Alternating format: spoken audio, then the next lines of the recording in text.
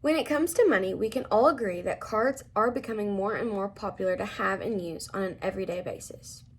But some parents don't feel comfortable giving their kids a card due to their method of teaching their kids how to save. Cash can be a very valuable thing to have on hand, whether it is someone you are just wanting to save for a time of need or even just for a quick tip jar at your neighborhood coffee shop. Cash is very valuable. Our young generations get cash in payments of dog sitting, babysitting, and even from chores. If everyone had a card, it would be monitored 24/7 and could even be taxed. Though I'm not saying that cards are bad and that we should only be using cash, but a cashless society would destroy our economy if we got rid of cash completely. Cash is something we need to help teach our young ones how to save. Without cash, money is merely an abstract concept, or at most, numbers on a screen. Critics of cash argue that money is an abstract concept anyways. It's a valid point. You are, after all, exchanging paper and metal for goods and services based on some made-up system that we use on a daily basis. However, as any elementary school teacher will tell you, people have to learn with real permanent objects before they can understand any type of ideas. Financial literacy works the exact same way.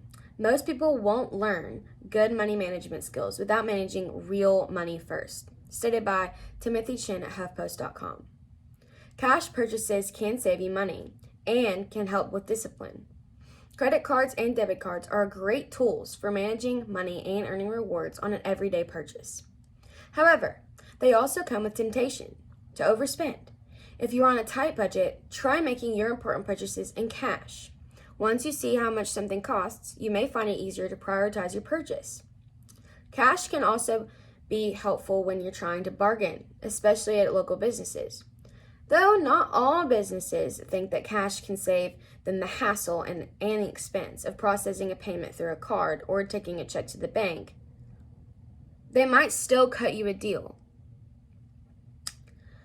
Now that I've informed you on the importance of using cash, let's look further into the pull a card can have on most buyers. Cards can be very simple to use. In the age of technology, cash limits you. It's as simple as that. If you want to participate in online shopping, travel booking, ride sharing, or app purchasing, just to name a few, you will need a credit or debit card. As technology continues to advance, there is no doubt that you will be missing out on much more than just amazing Cyber Monday deals, if you find yourself without one. Credit cards have perks, causing more and more people to want to continuously use them. Sure, you hear about credit card rewards all the time, but are they really that great? It really just depends on which card you have, but for the most part, the answer is yes. They most definitely are. We could keep going on and on about the benefits of credit and debit cards, but the bottom line is that they make finances simpler, easier, and safer.